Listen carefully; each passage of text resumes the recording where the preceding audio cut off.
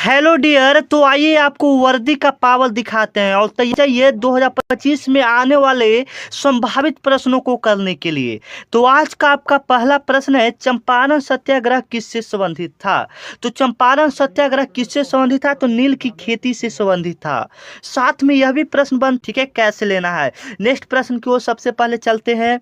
इसका जवाब आप लोग देंगे, बिहार की राजधानी कौन है। आपको लगता होगा इतना हल्का प्रश्न बनता नहीं है, लेकिन यह 2024 में प्रश्न पूछा जा चुका है। ठीक है, ये 2024 में जो बच्चे एग्जाम दिए हैं बिहार पुलिस को उनको पता है। ठीक है, बिहार की राजधानी कौन सी है, जवाब आप लोग देंगे। 2 नंबर क्वेश्चन लिखकर इसका जवाब देंगे कौन सा सही होगा। ठीक है, चलिए नेक्स्ट क्वेश्चन है, संविधान सभा के अध्यक्ष कौन थे। ठीक है, इसमें टोटली आपको 50 ऑब्जेक्टिव क्वेश्चन बताएंगे। कितने ऑब्जेक्टिव क्वेश्चन बताएंगे, 50 ऑब्जेक्टिव क्वेश्चन बताएंगे, जो कि संभावित है कि 2025 में आएगा। और इसमें से अगर आप 33 क्वेश्चनों को सही कर देते हैं तो मेरे बाबू आप मान जाइए, बिहार पुलिस में सिलेक्शन पक्का है तो पक्का है।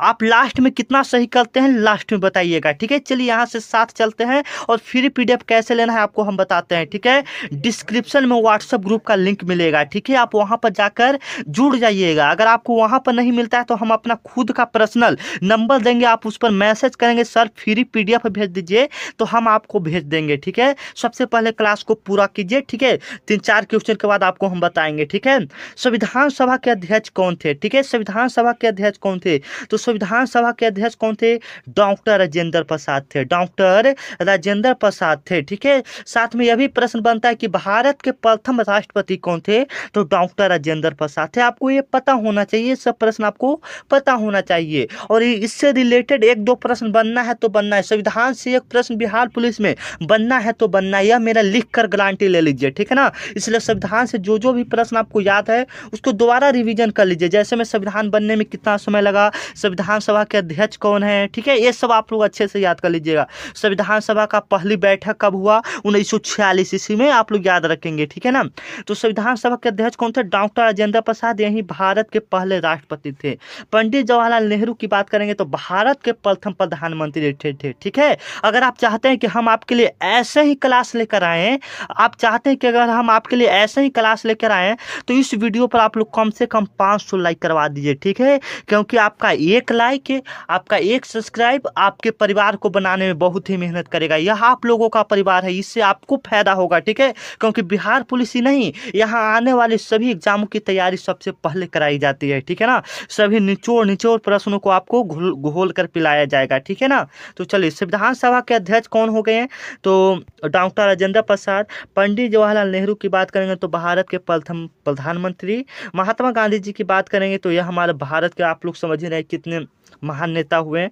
सुभाष चंद्र बोस की भी आप लोग एक जवाब दीजिएगा। ठीक है, हिंद फौज का स्थापना किसने किया, ये प्रश्न बिहार पुलिस में बन चुका है। हिंद फौज का स्थापना किसने किया, हिंद फौज का स्थापना किसने किया, और इसका जो हम लास्ट में टिक लगाए हैं वही आंसर होगा। आप लोग समझकर जवाब दीजिए कमेंट में। ठीक है, चलिए यहाँ पर देख लीजिएगा, इसका व्याख्या भी है। ठीक है ना, अगर आप इसका फ्री पीडीएफ लेना चाहते हैं तो कैसे लेंगे, लिखिए यहाँ पर मेरा नंबर है 9334517119।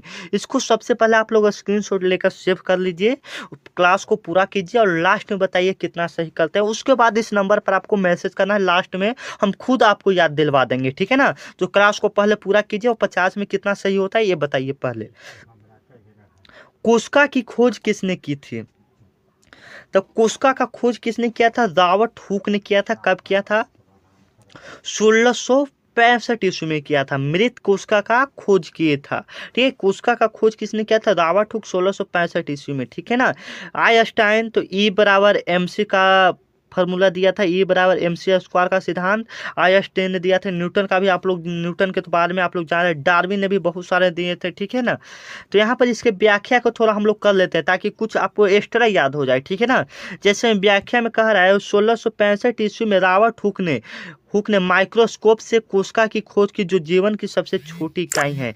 जीवन की सबसे छोटी इकाई कौन है, यहाँ से हमारा एक प्रश्न याद हो गया। जीवन की सबसे छोटी इकाई कौन है, कोशिका, जिसको हम लोग सेल बोलते हैं। इसका खोज कब हुआ, 1665 ईस्वी में रॉबर्ट हुक ने माइक्रोस्कोप से कोशिका का खोज किया था। किससे खोज किया था, माइक्रोस्कोप से। ठीक है, देखिए एक साथ कितने प्रश्न यहाँ पर हम बना रहे हैं आपके लिए। ठीक है ना, चलिए नेक्स्ट प्रश्न है, गंगा नदी बिहार में किस ओर प्रवेश करती है? ये नहीं पूछ रहा है कि किस ओर बहती है। बिहार में गंगा नदी, मान लीजिए बिहार का नक्शा तो बनाने नहीं आता है, फिर भी आप लोगों के लिए चलिए ट्राई कर देते हैं कैसा भी। मान लीजिए बिहार का नक्शा है, सिंपल सा है, ठीक है ना।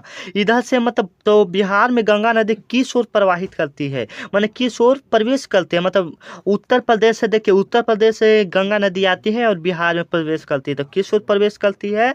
तो पश्चिम की ओर प्रवेश करती है। आप लोग याद रखेंगे किस ओर प्रवेश करती है? पश्चिम की ओर प्रवेश करती है। यहाँ पर आप लोग व्याख्या में पढ़ सकते हैं। व्याख्या में क्या लिखा हुआ है कि गंगा नदी उत्तर प्रदेश से बिहार में पश्चिम से प्रवेश करती है और पूरब की ओर बहती है। ठीक है, बिल्कुल सही बात है। आप लोग अच्छे से याद कीजिएगा। अगर आप इस फ्री पीडीएफ को ले लेते हैं तो आप खुद से भी याद कर सकते हैं। ठीक है, सबसे पहले क्लास को बताइए, आप लोग मैंने क्लास को पूरा कीजिए और बताइए कितना सही होता है आपको। ठीक है ना। चलिए, मानव शरीर की सबसे बड़ी ग्रंथि कौन सी है? तो मानव शरीर की सबसे बड़ी ग्रंथि कौन है? लीवर है, जिसको हम लोग क्या बोलते हैं? यकृत हिंदी में बोलते हैं। ठीक है, चलिए। बिहार में वाल्मीकि राष्ट्रीय उद्यान कहाँ स्थित है? जो आपके लिए काफ़ी इंपॉर्टेंट है, वही प्रश्न हम आपको ज़्यादातर बताते हैं। ठीक है ना। बिहार में वाल्मीकि राष्ट्रीय उद्यान कहाँ स्थित है? तो पश्चिम चंपारण में स्थित है। आप लोग याद रखेंगे, पश्चिम चंपारण में स्थित है। ठीक है ना। पश्चिम चंपारण में राष्ट्रीय उद्यान से हो सकता है एक प्रश्न बन जाए, इसलिए आप लोग राष्ट्रीय उद्यान थोड़ा याद कर लीजिएगा। ठीक है, जैसे में कान्हा राष्ट्रीय उद्यान कहाँ हो गया? तो कान्हा आपका असम में हो जाता है। ठीक है, और घना पश्चिम बिहार कहाँ हो गया? तो असम में ही हो गया। ठीक है ना। मानस असम में ही हो गया। ठीक है, ये सब आप लोग अच्छे से याद कर लीजिएगा। ठीक है ना। चलिए, भारत का पहला राष्ट्रपति कौन था? तो भारत का पहला राष्ट्रपति कौन था? आपको ऊपर ही इसके बारे में हम बता दें तो आप लोग कमेंट में बताएंगे। डॉक्टर राजेंद्र प्रसाद। पंडित जवाहरलाल नेहरू कौन है? हमारे भारत के प्रथम प्रधानमंत्री हैं। ठीक है ना। चलिए, निम्न में कौन सी धातु तरल अवस्था में पाई जाती है? निम्नलिखित में कौन सी धातु तरल अवस्था में पाई जाती है? तो कौन सा ऐसा धातु है जो तरल अवस्था में पाया जाता है? तो सोना होगा कि लोहा होगा कि पारा होगा कि तांबा होगा? आप इसको बचपन में ही याद किए होंगे या क्लास 10 12 में इसको याद किए होंगे। ठीक है, तो आप इसका जवाब दे सकते हैं कौन सा धातु तरल अवस्था में पाया जाता है। ठीक है ना। चलिए, इसका व्याख्या में थोड़ा हम पढ़ लेते हैं। ठीक है, ताकि आपको कुछ पता चल जाए एक्स्ट्रा। पारा समान ताप पर तरल रहती है। जो कौन सा धातु तरल अवस्था में रहता है? तो पारा रहता है, जो कि थर्मामीटर में पाया जाता है, जिससे वो आपका बुखार चेक किया जाता है। ठीक है ना। समान मनुष्य का जो बुखार का तापमान होता है वो कितना होना चाहिए शरीर का तापमान? तो 98.6 डिग्री फ़ारेनहाइट होना चाहिए। ठीक है, चलिए नेक्स्ट प्रश्न है, बिहार में सबसे अधिक बोली जाने वाली भाषा कौन है? ठीक है, ऐसे बिहार का जो भाषा है वह हिंदी है, लेकिन यहाँ पर जो प्रश्न कर रहा है कि सबसे अधिक कौन सा भाषा बोला जाता है, तो कौन सा भाषा बोला जाता है? तो हिंदी भाषा बोला जाता है। कौन सा भाषा बोला जाता है? हिंदी भाषा बोला जाता है। आप अच्छे से याद सॉरी, हिंदी तो बिहार का राजकीय भाषा हो गया। ठीक है ना, बिहार का राजकीय भाषा हिंदी है। ठीक है ना। और सबसे ज़्यादा कौन सा भाषा बोला जाता है? भोजपुरी भाषा बोला जाता है। ठीक है, कौन सा भाषा बोला जाता है? भोजपुरी भाषा। ठीक है, नेक्स्ट प्रश्न की ओर चलते हैं। नालंदा विश्वविद्यालय का विध्वंस किसने किया था? काफी इंपॉर्टेंट प्रश्न है ये, बिहार पुलिस में हो सकता है, बन सकता है। बिहार विश्वविद्यालय का विध्वंस किसने किया था? तो बख्तियार खिलजी ने किया था। बख्तियार खिलजी ने किया था, इसको आप लोग याद करवाएंगे। साथ में ये भी कभी कभी पूछ देता है कि नालंदा विश्वविद्यालय का स्थापना किसने करवाया। ठीक है, जब विध्वंस पूछा, विध्वंस का मतलब तहस नहस किसने किया, आग उसमें लगा दिया गया था नालंदा विश्वविद्यालय में। जब इसका नालंदा विश्वविद्यालय का जब आप हिस्टोरी पढ़ेंगे तो आपको सुनकर बहुत दुख होगा। ठीक है ना। तो विध्वंस किसने किया था? बख्तियार खिलजी ने। इसको किसने? तो कुमार गुप्त ने स्थापना किया था, कुमार गुप्त ने। ठीक है ना। चलिए, चंद्रयान 3 का उद्देश्य क्या था? चंद्रयान 3 का उद्देश्य क्या था?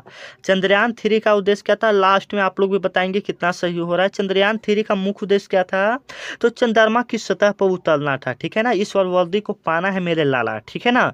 चलिए, चंद्रमा की सतह पर उतरना। बिहार दिवस कब मनाया जाता है? इसका जवाब तो आप लोग कमेंट में दीजिएगा। 13 नंबर प्रश्न लिखकर इसका जवाब आप लोग कमेंट में दीजिएगा। ठीक है ना। चलिए, अगर नहीं है तो आप लोग व्याख्या में इसका देख लीजिएगा। ठीक है। चलिए, बिहार में उच्च न्यायालय की संख्या संख्या कितनी है? बिहार में हाई कोर्ट कितने हैं? तो 25 हाई कोर्ट हैं। कितने हाई कोर्ट हैं? 25 हाई कोर्ट हैं, ठीक है ना। चलिए नेक्स्ट प्रश्न है, विटामिन डी का मुख्य स्रोत क्या है? काफी इंपोर्टेंट प्रश्न है, विटामिन डी का मुख्य स्रोत क्या है? विटामिन डी का मुख्य स्रोत क्या है आप लोग बताएंगे। विटामिन डी का मुख्य स्रोत क्या है? विटामिन डी किससे प्राप्त होगा? तो सूरज की रोशनी